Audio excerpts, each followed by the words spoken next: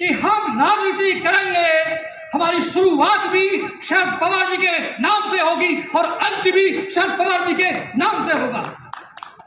हम बता देना चाहते हैं, आज हमारा देश विषम परिस्थितियों से गुजर रहा है। अनडिक्लेयर्ड इमरजेंसी देश में है।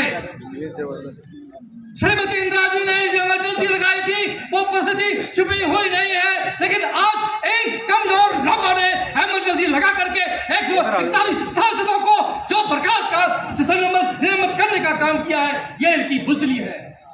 मैं बता देना चाहता हूं, देश के प्रधानमंत्री सोलो कार खोल करके जितने भी सीबीआई के, आईबी के, जितने भी कांग्रेस के लोग हैं, उसको बता दो कि आपकी मेजॉरिटी लोकसभा में हो सकती है, राज्यसभा में हो सकती है, लेकिन हमारी मेजॉरिटी देश के लोकतंत्र में है।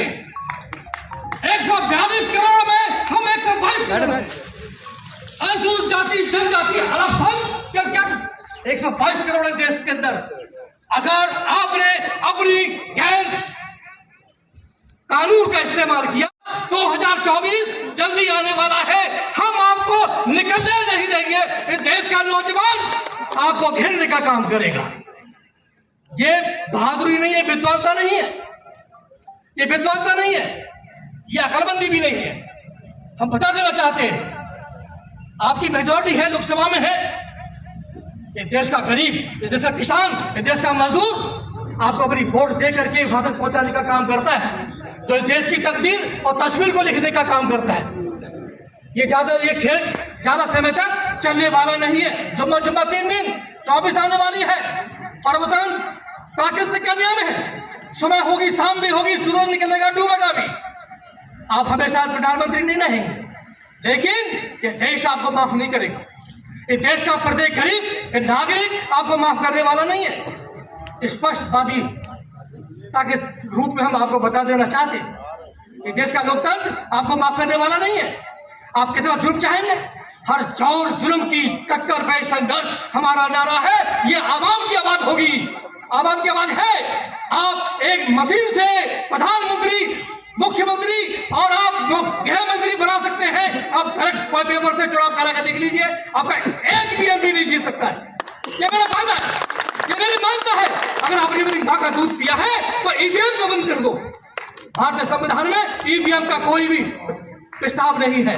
पूरे विश्व में ईवीएम से चुनाव नहीं होता है, पूरे विश्व में बैलेट पेपर से चुनाव होता है। जब तक ईवीएम से चुनाव कराएंगे, ये आपकी बुजदली को, आपकी कमजोरी को जाहिर करता रहेगा।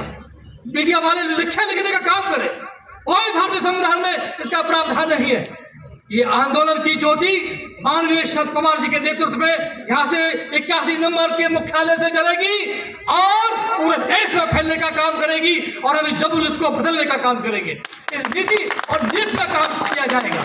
मैं नौजवानों से बता देना चाहता हूँ, जिस समय हमारा देश गुलाम था, जिस समय हम लोग आजादी की जंग लड़ रहे थे, तो सुभाष चंद्र बोस ने एक आजादी हिंद रेजिमेंट की स्थापना की थी और कहा था, ए भारत के लोगों, मुझे तुम खून दो, मैं आपको आजादी दूंगा। हे देश के आम नागरिकों, नौजवान साथियों, आप अपना एक संगठन का रूप, एक आंदोलन का रूप दे दीजिए, आपको सच्ची आजादी देश में मिलेगी। आज हमें तीसरी आजादी की आवश्यकता है। आज हमें तीसरी आजादी की आवश्यकता है। हम आजाद नहीं है। अगर आजाद होते तो हम मणिपुर में हमारी बहनों को नंगा नहीं किया जाता। आज प्रधानमंत्री का 2 शब्द भी नहीं निकाले उन्होंने। ये बहुत शर्म की बात है। इससे लगता है कि साजिशमंद खेल ये देश में चल रहा है। हम लोग गुलामी की तरफ जा रहे हैं। उस समय हमको गोरे लोगों ने हमको गुलाम बनाया था और आज ये काले लोग हमको गुलाम बनाने का काम कर रहे हैं। इसका परिणाम है 141 सांसदों को निलंबित करना। इसका परिणाम है आदरणीय मोदी जी, अभी तो 81 नंबर से ये अंगड़ाई है और 24 से पहले बाकी और लड़ाई है। हम बता देना चाहते हैं, ये लड़ाई के रूप लेंगे हम, इसका सामना करेंगे हम। एक भी अगर बहन बेटी के साथ बुरे निगाह से देख लिया जाए तो ये राष्ट्रवादी के नेतृत्व में हम उसकी आंख फोड़ने का काम करने की भी ताकत रखते हैं। हमारे आवाम में लालच है। तो ज्यादा नहीं कहूंगा, संचालक महोदय ने कहा था 2 शब्दों में अपनी बात को समाप्त करना है। समुद्र को बहुत गुमान था, जो मोदी जी को है। समुद्र को बहुत गुमान था कि मैं पूरे संसार को डुबो दूंगा, एक तेल की बूंद तैर के चली गई, एक तेल की बूंद। तो काय का घमंड है? जब तक ये शरीर में सांस होगी आप कुछ भी कर सकते हैं, लेकिन जब तुम्हारा अंत हो जाएगा तो तुमको इस देश का कोई भी नागरिक अच्छा नहीं कहेगा, सेवा बुराई के कहेगा कि भाई चला गया तो अच्छा ही हुआ। लेकिन ये बात सबको आती है, ये कोई जिसने जन्म लिया है वो जाएगा भी, आए हैं तो जाएंगे राजा रंग फकीर, कोई चढ़े सिंहासन कोई बने जंजीर। ये सिस्टम है, इसे आप कैसे बदल सकते हैं?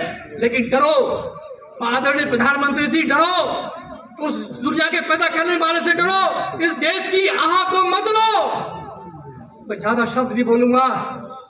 सर फूल वो चढ़ा जो चमन से निकल गया और इज्जत उसे मिली जो बदल से निकल गया। इन्हीं शब्दों के साथ जय भीम, जय भारत।